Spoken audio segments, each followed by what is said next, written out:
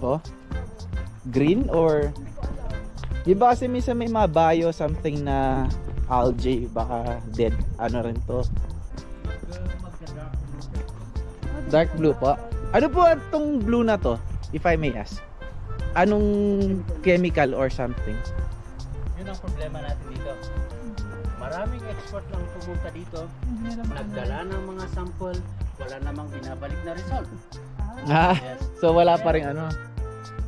Karamihan sa pumupunta dito, sinasabi nila na ang nakikita mo dyan, you can see copper. Copper. Eh, yung You can copper. you can see iron.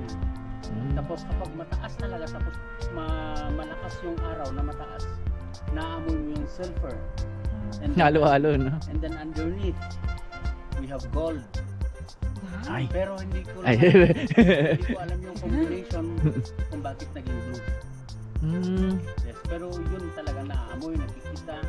Amoy sulfur pero yung content parang copper, zinc, charcoal na. Pero kung ako tatanungin, parang ano rin siya, more related sa copper. Kasi di ba yung battery kapag di mo nagamit or ano, nagbo-blue siya. Tapos na yung sa copper, nagre-react siya sa copper. Lalo na yung, di ba sa mga laruan na di baterya? Pag matagal mo hindi ginamit yung battery, nagli-leak siya. Yung iron, magre-react sa ano.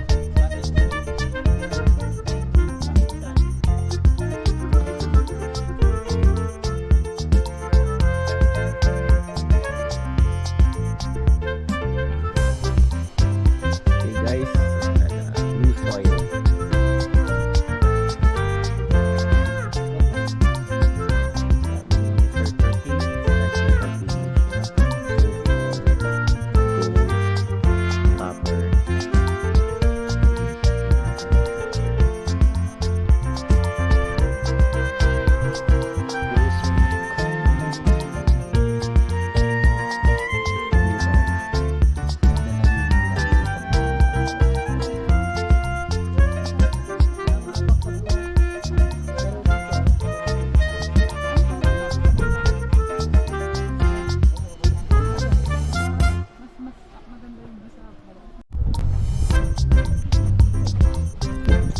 Okay, mas blue siya dito.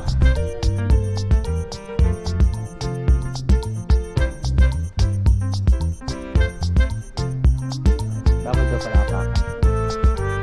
Pero pwedeng hawakan.